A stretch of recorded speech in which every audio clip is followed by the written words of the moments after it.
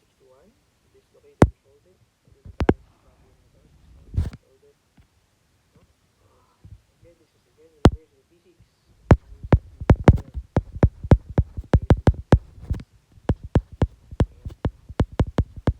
Okay? Try natin siya, dislocated shoulder. So patient with a dislocated shoulder is put into a traction. So ito yung traction yung sinasabi natin. So sa traction, apparatus as shown in this one, figure 1.61. So the poles, yung vectors A and B, have equal magnitudes. So they are of the same magnitude. So let's pwede na gawin namin natin sa and must combine to produce an outward traction of 2 point to 2, sorry, 12.8 newtons because patient's arm. No? So how large should these poles be? Okay. So try natin siya. I-remove ko lang itong University Physics. Okay. So if we're going to draw this equation, diba tayo ng ganun? And something like that. Kasi something like ganun din. And then meron kang 32 degrees dito. 32 degrees dito. And this is A. And this is B. So gawin na lang natin din siyang A kasi same lang naman sila. Same sila ng magnitude. Okay. Well, technically since ano sila, same sila ng angular distance from the center or dito sa horizontal line, then of course ito yung natawag natin na resultant, right? Or more or less pwede natin sabihin na ito yung pinaka outward force which is 12.8 newtons. Okay, well, kung meron kang R,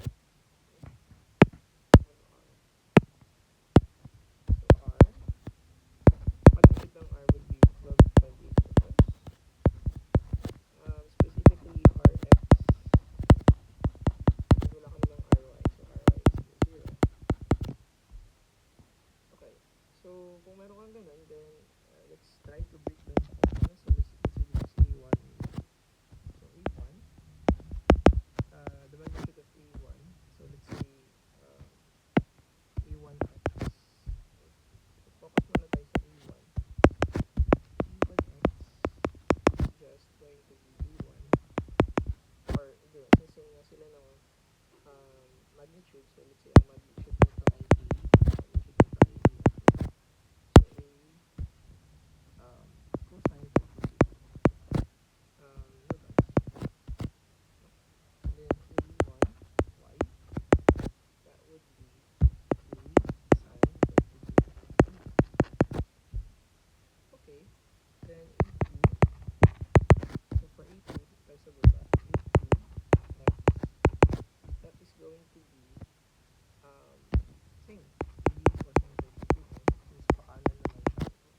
So remember, this one is going to be positive, right? This one is negative, negative, this one is positive. Always remember that. Okay, so start ulit tayo dito. A2y, it's going to be, now, since pababa na siya, pababa na yung A2, then most likely this is negative A sine 32. And simple as that, pwede natin kunin yung resultant, right? Rx is AX plus A1x plus A2x. And Ry is A1y plus A2y. Technically, this one is okay na kasi diba 0 equals A sine 32 and minus A sine 36. So, 0 equals 0. Good na yan. So, we're not going to worry about this y component. We're going to focus here sa x component. Sorry. Hindi pala yan. Ito. Itong dalawa. So, focus mo yan. So, try natin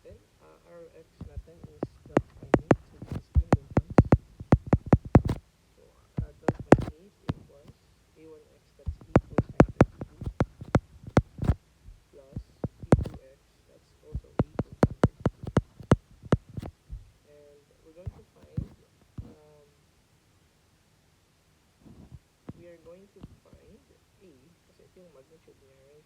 So, just find A plus 2A cosine 42. We just combine these two terms. Then, A is 12.8. We're going to divide both sides by 2 cosine 32. So, itong dalawa. By doing so, this is the motion squared.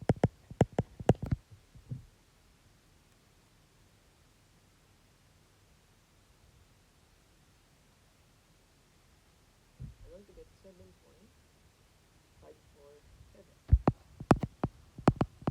Diba? So, yun lang naman din, I think, yung makakasolve ng problem. Kasi yun naman yung scores or yung full na i-observe dito. No? So, kung titignan natin, dapat yung magiging full niya is approximately 7.5 to 7 here and here also. So, the answer is 7.547 or around 7.5 naman. 7.5 newton. Okay? That's it for this problem. Pwede tayo dito naman sa 1.62. Punta tayo sa 1.62.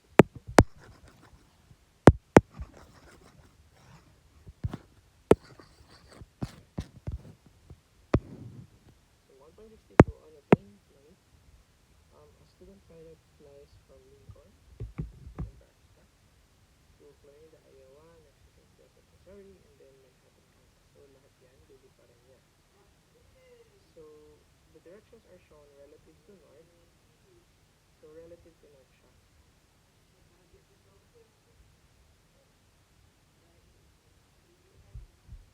So use the method of coordinates to find the distance he has to fly from Manhattan to get back to Lincoln, and the direction. Okay, so ganun naman.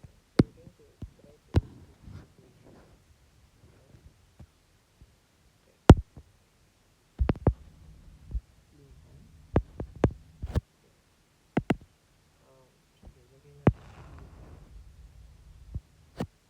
yung straight line.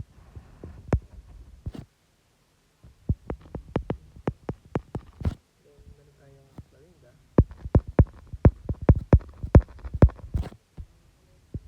Meron tayong St. Joseph. Then, meron tayong Manhattan.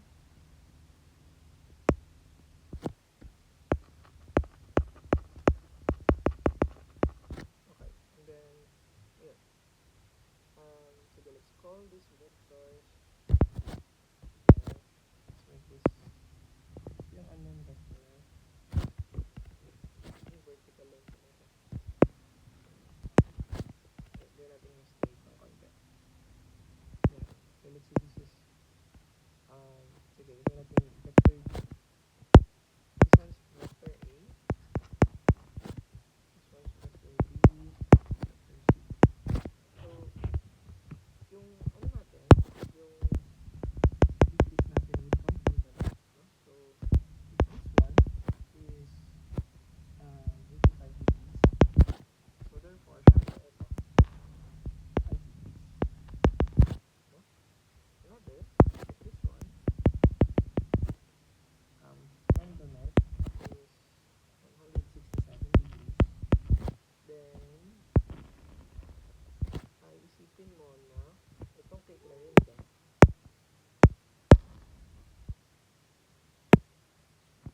isipin mo ito 92 eh, right? This one is 90 degrees. So most likely this one is going to be 167 degrees minus 90 degrees, right? So kung isa-solve natin yan, we'll have 77 degrees dito sa baba.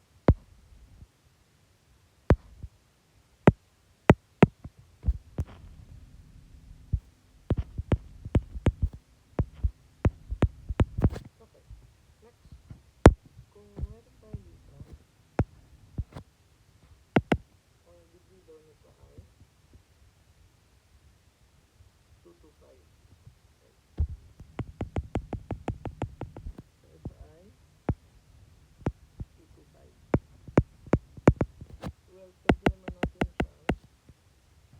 625 yan.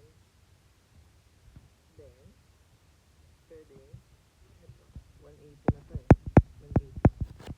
So, kung alam natin na x is 180, okay. So, sorry, it's 235 plus 235. Then x is simply 55. So, alam natin na 55 naman yung degree niya.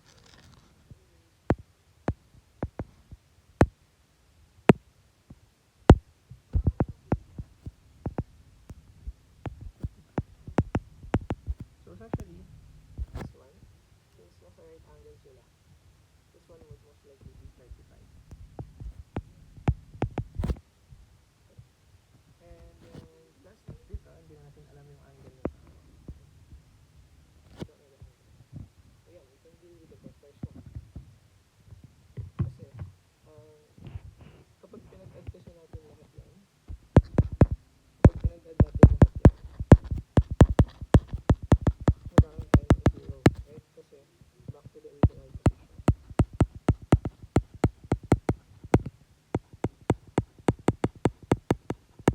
Dahil back to the original position tayo, yung resultant natin is just a 0. No? 0 yung resultant vector. So, x, 0 also. Okay? So, let's try to do this. Let's try to break down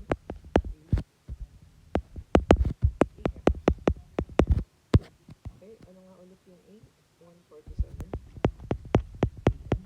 Yung B ay 106 PM. And then, itong St. Joseph, 166 kilometers. Okay, and then hindi natin alam yung B. So, sige, try natin. AX ay 147. So, it's 5 degrees. Yung nandun. Ayan, sa kanan naman siya. So, 2.5 kilometers.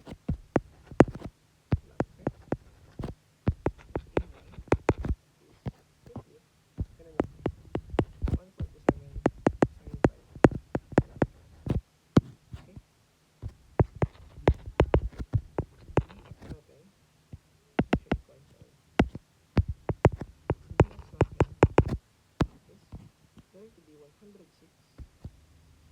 Pakanan pa rin naman siya. Right? Pakanan pa rin naman. So, pakanan pa rin naman siya. So, positive pa rin siya. 106 times 77.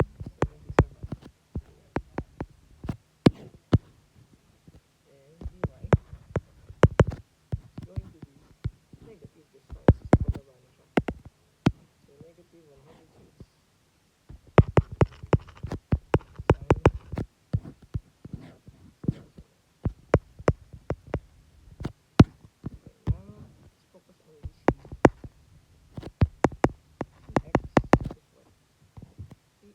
going to be, since paatras siya, negative 166. Let me double check my distances. 166 cosine 35. Then CY negative ulit. Negative 166 sine 35. This is ganun kasi pababa pa rin siya. Now, hindi natin alam yung B. Dx. Hindi natin alam. B1, hindi natin alam. Dito natin, hindi natin alam.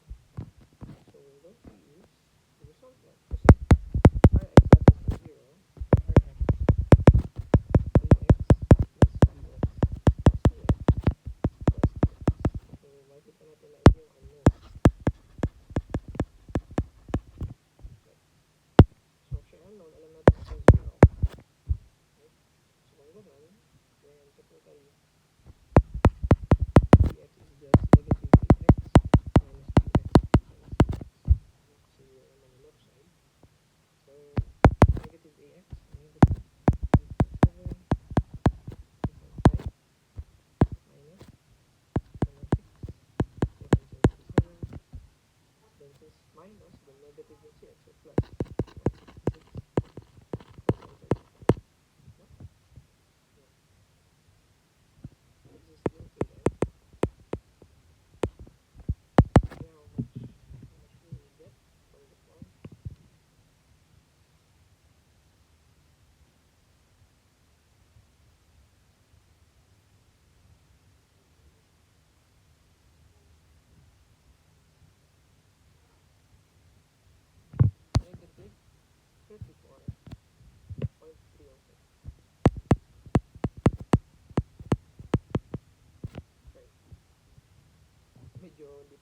straight yung figure natin, pero okay na. Okay? Then, dy, dy, ganun lang din. No? Kasi same lang din naman yung